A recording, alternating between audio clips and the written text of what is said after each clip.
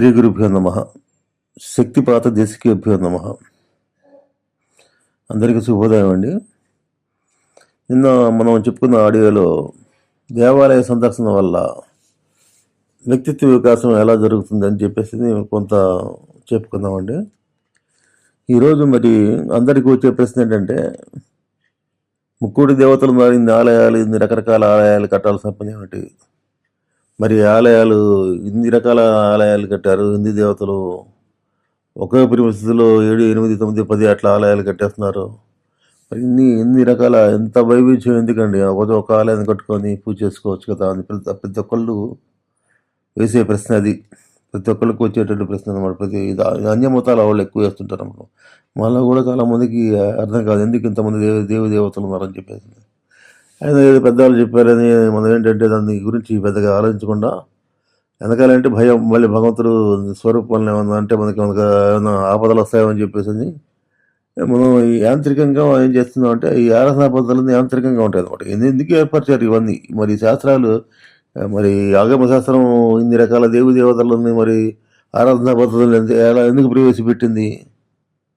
దానికి ఒక కారణం ఏమైనా ఉందా అని చెప్పంటే దానికి మనం విశ్లేషణ చేసి చూడాలండి. వాటిని గురించి తెలుసుకోవాలి. ఎందుకు హిందూ ధర్మంలో ఎంతమంది దేవతల ఆరాధనా పద్ధతులు ఉన్నాయని చెప్పేసి అని ప్రతి ఒక్కళ్ళు కూడా మనం తెలుసుకోవాల్సిన విషయం ఉంది. ప్రతి ఒక్కళ్ళు కూడా మనం హిందూ ధర్మం అంటే ఇన్ని రకాల దేవుళ్ళని ఆరాధించమని ఆరాధనా పద్ధతులు ఉన్నప్పుడు కూడా హిందూ ధర్మం ప్రకారం ఒకే దేవుడు అండి. దేవుడు ఒకడే.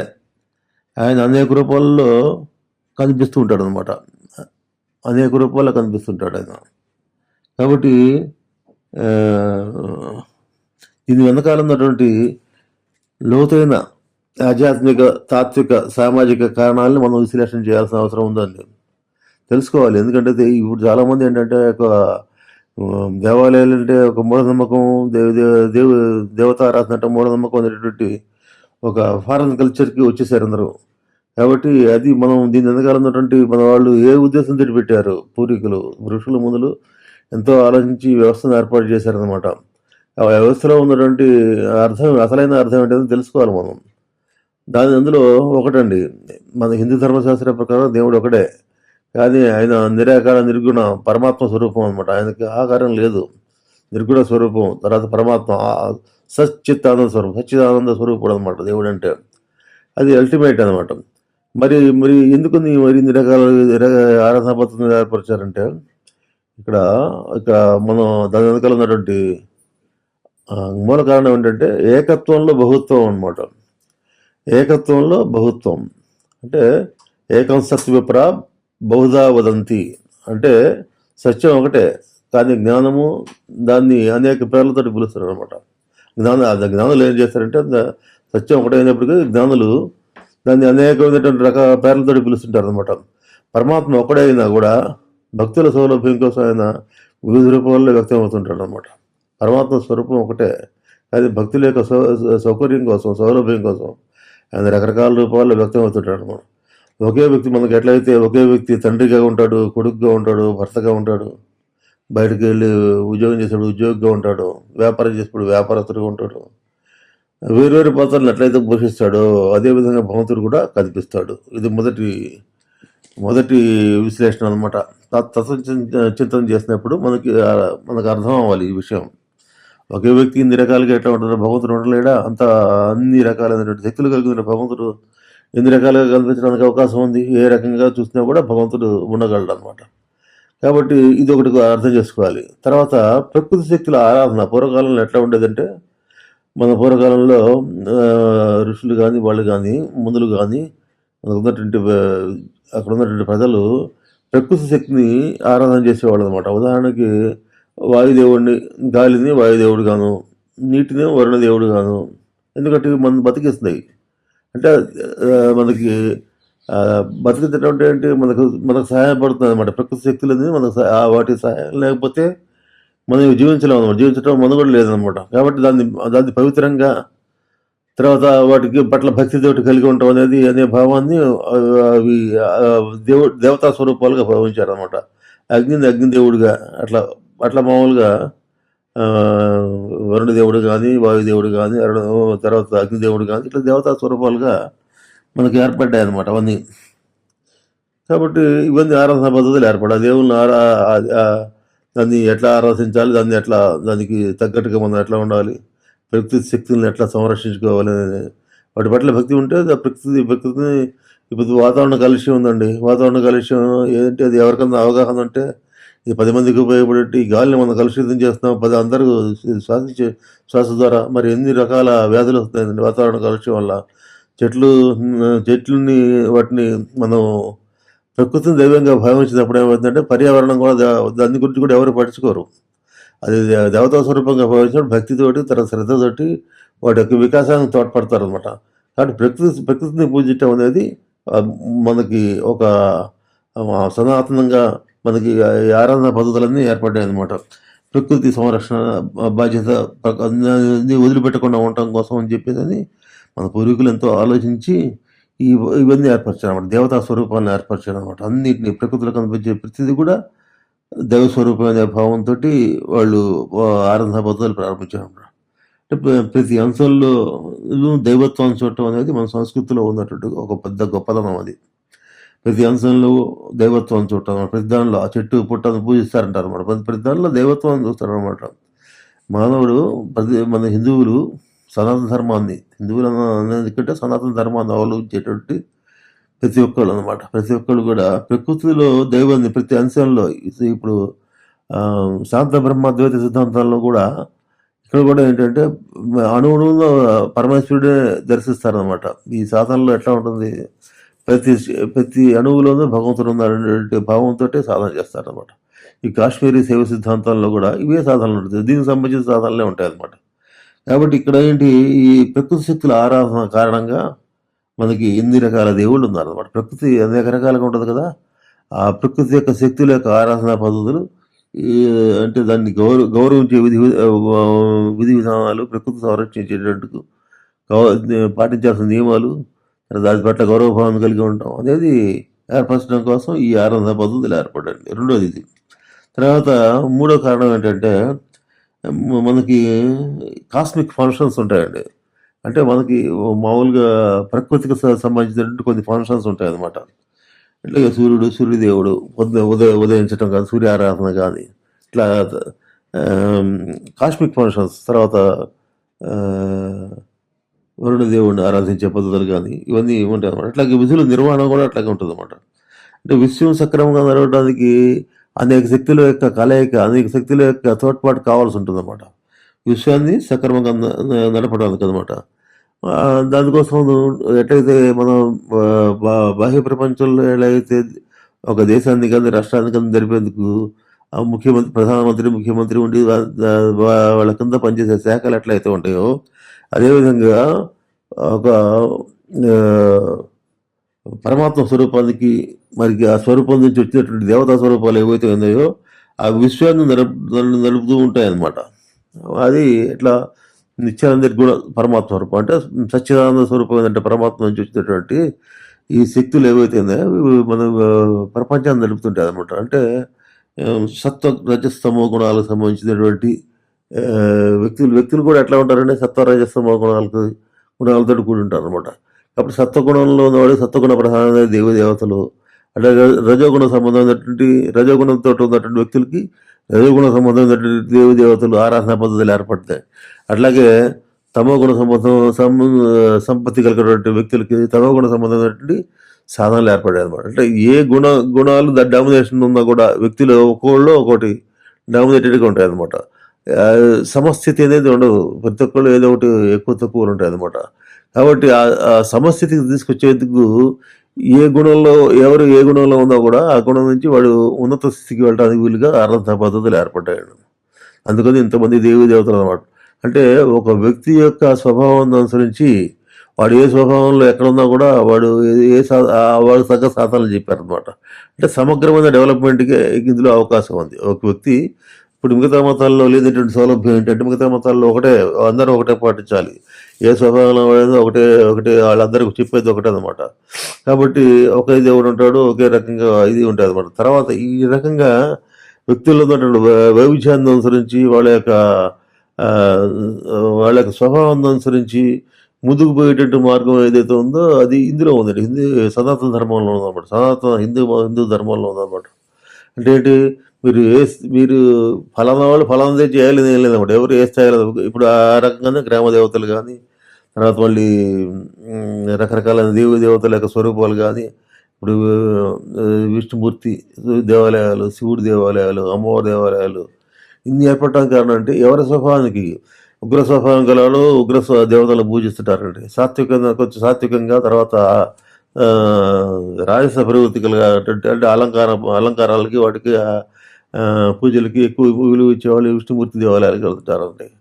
అంటే దానికి అట్లా ఆకర్షితులయ్యేవాళ్ళు అనమాట. విలువ అని కాదు, దాని పట్ల ఆకర్షణ కలవాళ్ళు విష్ణుమూర్తి ఆరాధనలు చేసుకోవటం, మంత్ర జపాలు చేయటం అన్ని చేస్తుంటారు అనమాట. కొంచెం వైరాగ్య స్థితులు కలిగి కొంచెం ఉత ప్రశాంతత కోరుకునే వాళ్ళు అంటే శివనామ స్మరణ అనమాట, శివుడు అనమాట. కాబట్టి అందుకనే దేవతల స్వరూపాలు కూడా ఆ రకంగా ఏర్పడ్డాయి అనమాట.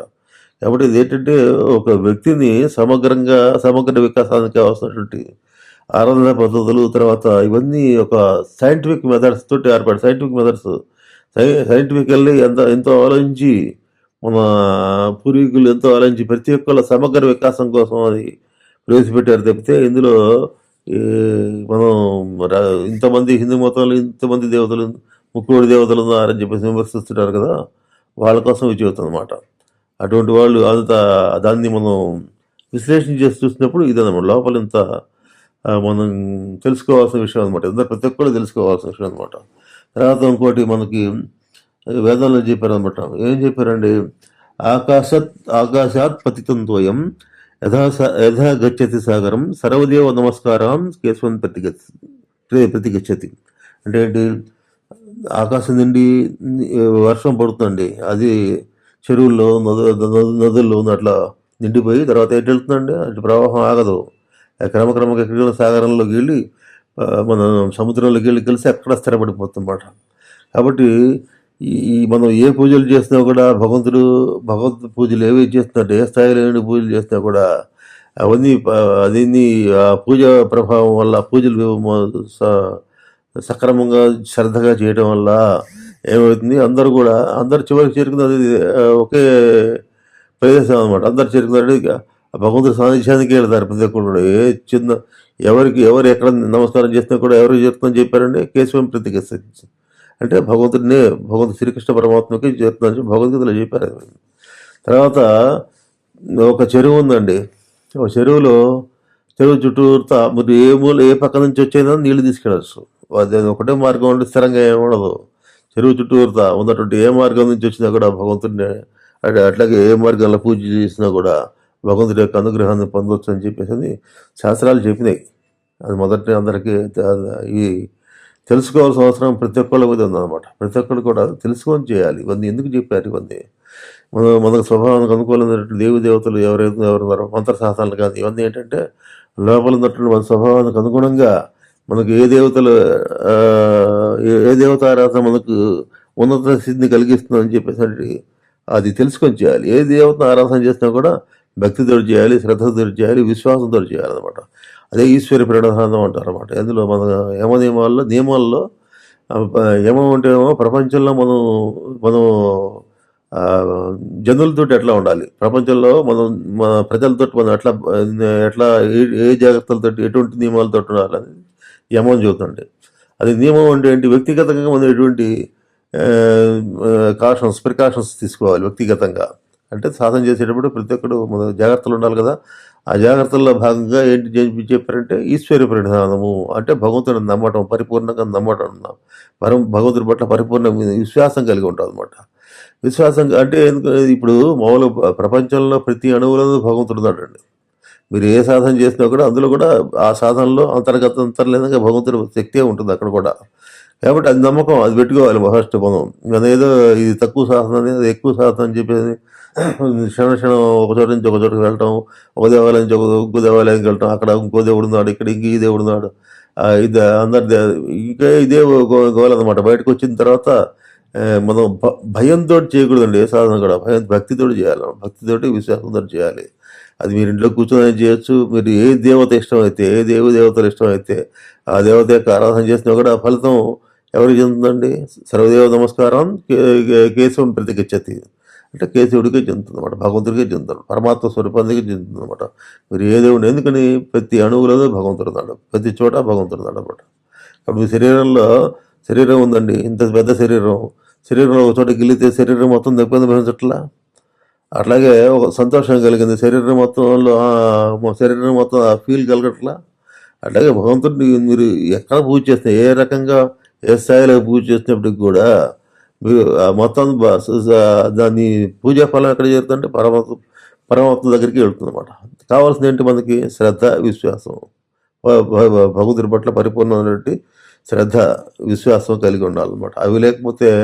అవి లేకుండా ఊరికి భయంతో వెళ్ళకూడదండి. భగవంతుడి దేవాలయాలు చాలామంది ఇప్పుడు ఎట్లా వెళ్తారంటే కోరికలతోటి భయంతో వెళ్తున్నారు. కోరికలు, భయం, ఈ రెండు ఏంటంటే ప్రాణమయ కోసం సంబంధించినవండి.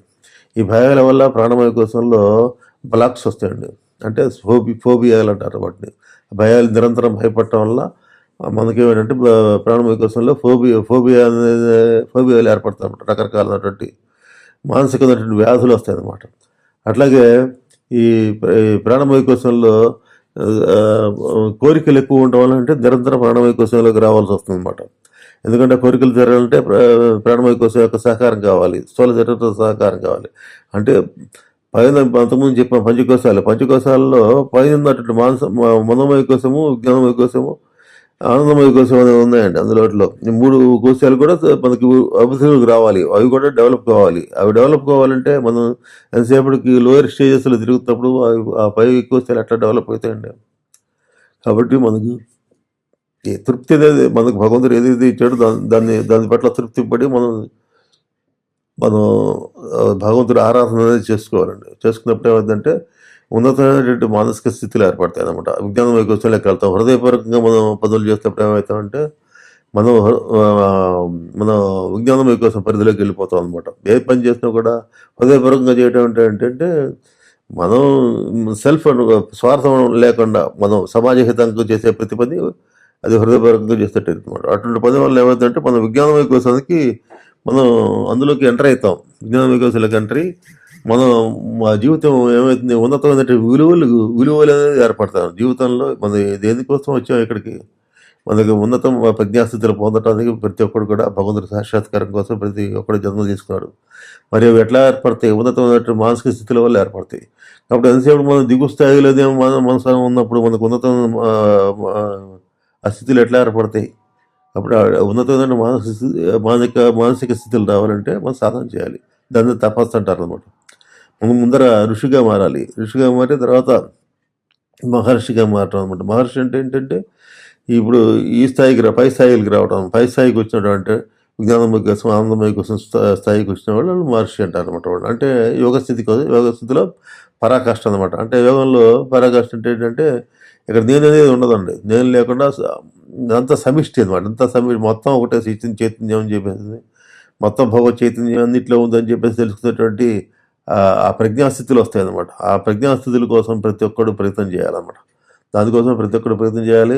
అది ఎట్లా వస్తాయంటే మీరు ఎక్కడికో పోకర్లేదండి. మనం ఏ స్థితిలో ఎక్కడున్నా కూడా ఆ స్థితి నుంచి మనం డెవలప్ కావచ్చు అనమాట. ఎందుకని భగవంతుడు ప్రతి చోట ఉన్నాడు అన్నమాట. బంగారం ఉందండి, బంగారు ఆభరణం ఉంది.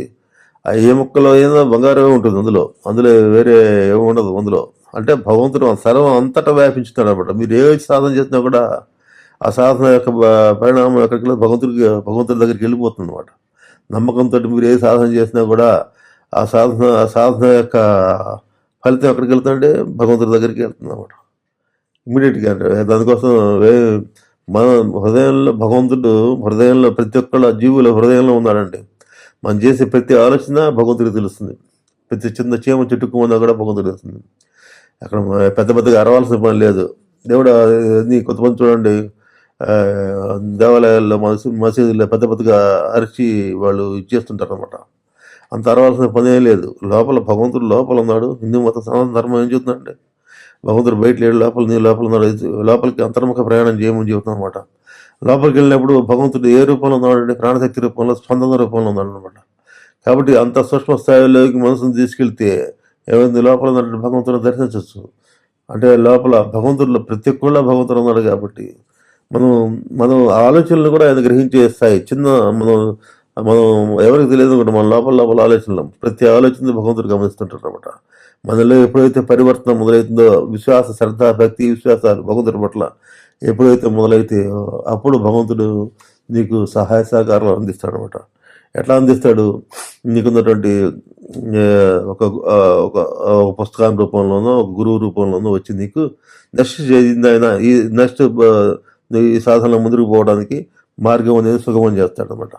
కాబట్టి అటువంటి అటువంటి ఆ, గురువులు ఇంకా విశ్వంలో ఉన్నారు. మన ఉన్నత స్థాయికి తీసుకెళ్ళేటువంటి గురువులు ఉన్నారు. అందులో ఈ కుండల సిద్ధ మహాయక గురువులు కూడా అటువంటి వాళ్ళు అనమాట. ఆ గురు పరంపర అనేది అనాది కాలం నుంచి వస్తుందన్నమాట. కాబట్టి ఇప్పటికీ ఆ గురువులు ఉన్నారు. మనం చేయాల్సిన పని ఏంటంటే మన శ్రద్ధతోటి భక్తితోటి విశ్వాసంతో భగవంతుడి యొక్క భగవంతుని ప్రార్థించాలన్నమాట. అంటే ఈశ్వర ప్రణిధానం అంటే ఏంటి? భగవంతుడు మనం ప్రయత్నం చేయాలని ధర్మబద్ధంగా మనకి ఇప్పుడు జీవితం గడపాలండి. మన ఈ ప్రపంచంలో 3 డైమెన్షన్ వరల్డ్లో మనం జీవితం గడుపుతున్నాం. ఈ 3 డైమెన్షన్ వరల్డ్లో ఏంటంటే అన్ని ప్రయత్నం చేయాల్సిందే. కర్మ చేయందే నీకు ఫలితం రాదు. ప్రతి ఒక్కడు పని చేయాల్సిందే, ప్రతిఫలం పొందాల్సిందే అనమాట. అది ధర్మబద్ధంగా జరగాలి. ఆ చేసే పని ధర్మబద్ధంగా ఉండాలి. ధర్మబద్ధంగా ఏంటంటే స్వార్థం లేకుండా వచ్చిన దాంతో భగవంతుడు పని చేసినప్పుడు కొంత ప్రతిఫలం వస్తుంది. అదే యజ్ఞఫలం అంటారు అనమాట. యజ్ఞంగా ప్రతి పని యజ్ఞంగా చేయాలి. వచ్చిన ప్రాఫిట్ ఏదైతే ఉందో, యజ్ఞఫలం ఏదైతే ఉందో అది మనం వినియోగించుకోవాలన్నమాట. అంటే ధర్మబద్ధంగా జీవించడం అనమాట. జీవించడం అనేది మనం ఈ ఏర్పాటు చేసుకుంటే ఏమవుతుందంటే, అది అలవాటు చేసుకుంటే ఏమవుతుందంటే, భగవంతుడు ఎప్పుడైతే నువ్వు ధర్మ మార్గాన్ని నువ్వు పాటించావో అప్పుడు భగవంతుడు నిన్ను అనుక్షణం కాపాడుతున్నావు. ధర్మో రక్షితే రక్షిత, ధర్మాన్ని రక్షిస్తే నువ్వు రక్షించబడతావు అనమాట. కాబట్టి ధర్మ మార్గాన్ని విడిచిపెట్టకుండా మనం చేసే కర్మల్ని ఎప్పటికప్పుడు మనం శుద్ధమైన అంటే యజ్ఞకర్మలు చేయాలి. యజ్ఞకర్మలు అంటే 10 మందికి ఉపయోగపడే కర్మలు అనమాట. స్వార్థాన్ని వదిలేసి సాధ్యంత వరకు మనం నిస్వార్థంగా ఉంటాం. ఉన్నతమైన ప్రజ్ఞాస్థితులు కలిగి ఉంటాం అనమాట. దైవీ గుణాలు అనేటువంటి సహనం, ఓర్పు, దయ, ప్రేమ, క్షమ, ఇవన్నీ ఈ గుణాలన్నీ ఏంటంటే మనకి ఉన్నతమైనటువంటి విలువలు గల జీవితాన్ని మనకి జీవించేట్టుగా తోడ్పడతాయి అన్నమాట. దీనికి విరుద్ధంగా ఉండేటువంటి అసురు గుణాలు ఏవైతే ఉన్నాయో, కామం, క్రోధం, లోభం, మోహం, మదం, ఆశ్చర్యం, రాగం, ద్వేషం, స్వార్థం, ఇవన్నీ కూడా మనిషిని కిందకి లాగుతూ ఉంటాయి అన్నమాట. మన ప్రాణశక్తి లెవెల్స్ తగ్గిపోతూ ఉంటాయి అన్నమాట. అవి దైవ గుణాలు ఏంటంటే ప్రాణశక్తి లెవెల్స్ పెంచుతూ పోతాయి. మనసు సూక్ష్మ స్థాయిలో ఎగురుతుంది. అంటే అటాచ్మెంట్స్ తగ్గుతాయి. దైవ గుణాలు పాటించడం వల్ల ఏమవుతుందంటే నీలో ఉన్నటువంటి నెగిటివ్నెస్ అంతా వెళ్ళిపోతుంది. అంతా ఒకటేనటువంటి భావం ఏర్పడుతుంది. అందరి క్షేమాన్ని కాంక్షిస్తావు.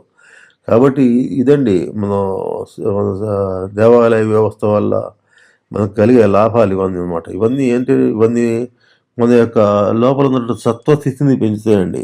తర్వాత మన యొక్క ఎనర్జీ లెవెల్స్ని పెంచుతాయండి. మన యొక్క జీవన విధానాల్లో ఉన్నతమైన స్థాయికి తీసుకెళ్ళేటువంటి మార్గాలు ఇందులో ఉన్నాయండి. ఇందులో సాధనా పద్ధతుల్లో కానీ, దేవాలయ సందర్శన కానీ, తర్వాత దేవతల యొక్క ఆరాధన వల్ల కానీ మనకి ఏం కలుగుతుందంటే ఇది కలుగుతుంది. అంతేగాని మనం భయంతో వెళ్ళకూడదండి. ఏది భయంతో చేయకూడదు. భయం వల్ల ఏమవుతుంది? భయం దేనికి సంబంధించిందంటే ప్రాణమయ కోసం సంబంధించిందన్నమాట. ప్రాణమయ కోసం సంబంధించినటువంటి ఈ భయాలు మూడు గుర్తుపెట్టుకోవాలి. మనం భగవంతుడే మన లోపల ఉన్నాడండి, హృదయం లోపల ఉన్నాడు. మరి దేనికి భయపడాలి మనం? భగవంతుడు అన్నీ చూస్తున్నాడు కదా. భగవంతుడు నమ్మకంతో ఉంటే మనం ఏ పనైనా చేస్తున్నప్పుడు మనకి భయం కలుగుతుందా? కాబట్టి భగవంతుడు ఉన్నాడని చెప్పేసి ఫస్ట్ నమ్మాలి. ఎక్కడ ఉన్నాడు? అంతా ఉన్నాడు, మనలో కూడా ఉన్నాడు. మన లోపల ఏ రకంగా ఉన్నాడు? ఆ హృదయ స్పందన రూపంలో ఉన్నాడండి. హృదయ స్పందన, ఆ స్పందన ఆగిపోతే మనం ప్రపంచంతో సంబంధాలు దిగిపోతాయి.